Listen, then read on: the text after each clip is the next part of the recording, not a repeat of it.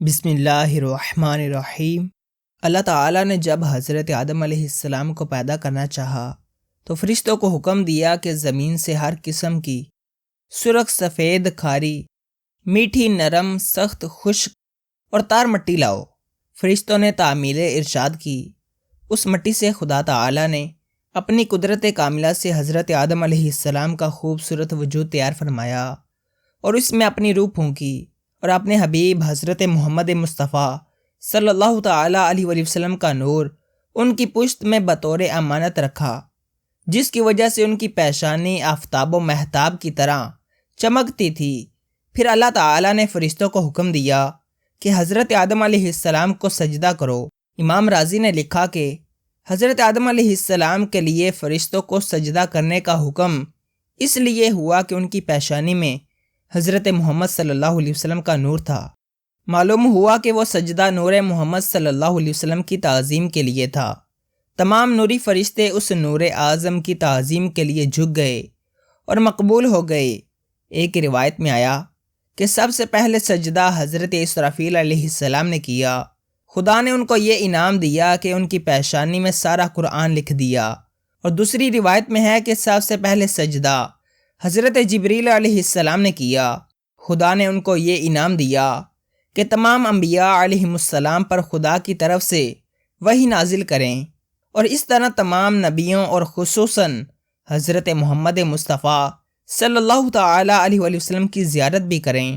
اس کے بعد حضرت میکائیل علیہ السلام، پھر حضرت اسرافیل علیہ السلام اور پھر حضرت عزرائیل علیہ السلام اور بعد میں تمام فرشتوں نے حضرت آدم علیہ السلام کو سجدہ کیا، لیکن شیطان نے سجدے سے انکار کیا اور مردود اور لعین ہو گیا۔ معلوم ہوا کہ سب سے پہلے نبی کی تعظیم جبریل علیہ السلام نے کی، توہین شیطان نے کی۔ جو خوش قسمت لوگ نبی کی تعظیم کرتے ہیں وہ جبریل علیہ السلام کی سنت پر عمل کرتے ہیں، اور جو بدبخت نبی کی توہین کا ارتکاب کرتے ہیں وہ شیطان کی پیروی کرتے ہیں، اور چونکہ انسانوں میں بھی شیطان ہوتے ہیں، اللہ تعالیٰ ارشاد فرماتا ہے، اور اسی طرح ہم نے ہر نبی کے دشمن کیے ہیں آدمیوں اور جنوں میں سے شیطان، لہٰذا نبی کا جو بھی گستاخ ہے وہ انسانوں میں سے شیطان ہے۔ حضرت عبداللہ بن عباس رضی اللہ عنہ فرماتے ہیں کہ حضرت آدم علیہ السلام نے جو پہلا کھانا زمین پر کھایا وہ یہ تھا کہ حضرت جبریل علیہ السلام گندم کے ساتھ دانے لائے۔ حضرت آدم علیہ السلام نے پوچھا یہ کیا ہے؟ فرمایا یہ اسی درخت کا پھل ہے جس سے آپ کو منع کیا گیا تھا اور آپ نے اسے کھا لیا۔ آپ نے پوچھا میں ان دانوں کا کیا کروں؟ جبریل علیہ السلام نے کہا آپ ان کو زمین میں بو دیں۔ انہوں نے بو دیے تو وہ کئی گنا ہو کر زمین سے اگے۔ پھر حضرت آدم نے اس فصل کو کاٹا، بھوسے سے گندم الگ کی اور اس کا آٹا بنایا اور روٹی پکا کر کھائی، اور اس کے لیے آپ کو سخت محنت کرنی پڑی۔ جب اللہ تعالیٰ نے حضرت آدم علیہ السلام کو مسجود ملائکہ بنایا تو جنت سے ایک سونے کا تخت لایا گیا اور آپ کو اس پر بٹھایا گیا۔ تو حضرت جبریل علیہ السلام، میکائیل علیہ السلام، اسرافیل علیہ السلام اور حضرت عزرائیل علیہ السلام چاروں فرشتوں کو حکم ہوا کہ اس تخت کو اپنے کندھوں پر اٹھا کر آدم کو آسمانوں کی سیر کراؤ تاکہ یہ آسمانوں کے عجائب و غرائب کو دیکھ لیں۔ چونکہ سب سے پہلے انسان کو 4 مقرب فرشتوں نے اٹھایا ہے، لہٰذا جب انسان فوت ہو جاتا ہے تو اس وقت بھی اس کی چارپائی کو 4 آدمی ہی اپنے کندھوں پر اٹھاتے ہیں۔ حضرت ابو ہریرہ رضی اللہ عنہ سے روایت ہے کہ رسول اللہ صلی اللہ علیہ وسلم نے ارشاد فرمایا جب حضرت آدم علیہ السلام ہندوستان میں نازل ہوئے تو ان پر وحشت طاری ہوئی۔ حضرت جبرائیل علیہ السلام نازل ہوئے اور انہوں نے اذان کہی، اللہ اکبر اللہ اکبر، اشہد ان لا الہ الا اللہ، اشہد ان محمد الرسول اللہ۔ حضرت آدم علیہ السلام نے حضرت جبریل علیہ السلام سے دریافت فرمایا یہ محمد صلی اللہ علیہ وسلم کون ہیں؟ انہوں نے کہا یہ تیری اولاد میں نبیوں میں سے آخری نبی ہیں۔ حضرت ابی بن کعب فرماتے ہیں جب حضرت آدم علیہ السلام کی وفات قریب ہوئی تو اللہ تعالیٰ نے فرشتوں کے ذریعے آپ کے لیے جنتی کفن اور خوشبو بھیجی۔ جب حضرت حوا نے فرشتوں کو دیکھا جزا فضا شروع کر دی۔ حضرت آدم علیہ السلام نے فرمایا میرے اور میرے رب کے فرشتوں کے درمیان حائل نہ ہو۔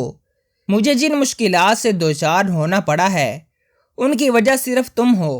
اور حضرت عبداللہ بن عباس فرماتے ہیں کہ حضرت آدم علیہ السلام کے بیٹوں کے یہ نام تھے: ود، سوا، یغوث، یعوق اور نصر، اور ان میں سے یغوث سب سے بڑا تھا۔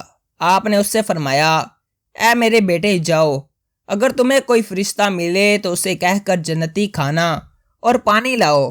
وہ چلے تو ان کی ملاقات حضرت جبریل علیہ السلام سے کعبے میں ہوئی تو یغوث نے ان سے اس بات کا ذکر کیا۔ جبریل علیہ السلام نے یغوث سے فرمایا: ہمارے ساتھ واپس چلو، تمہارے والد کا انتقال ہونے والا ہے۔ واپس ہوئے تو ان پر نزع کا عالم طاری تھا۔ جبریل علیہ السلام چلے گئے اور اپنے ساتھ کفن، خوشبو اور بیری کے پتے لائے۔ پھر جبریل علیہ السلام نے فرمایا: اے بنی نوع انسان، مجھے دیکھتے رہو، میں تمہارے والد کے ساتھ کیا کرتا ہوں، پھر تم بھی اپنے مرنے والوں کے ساتھ یہی کرنا۔ پھر فرشتوں نے حضرت آدم علیہ السلام کو غسل دیا، کفن پہنایا اور خوشبو لگائی، پھر آپ کو اٹھا کر کعبہ لائے تو جبریل علیہ السلام کو حکم ہوا اور انہوں نے آپ کی نماز جنازہ پڑھی، اور اس دن حضرت جبریل علیہ السلام کی افضلیت تمام فرشتوں پر ظاہر ہوئی۔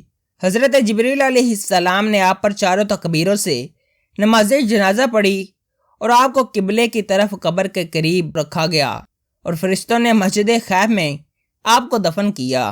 حضرت عبداللہ بن عباس رضی اللہ تعالی عنہ سے مروی ہے کہ فرشتوں نے حضرت آدم علیہ السلام پر 4 تکبیروں سے نماز جنازہ پڑھی۔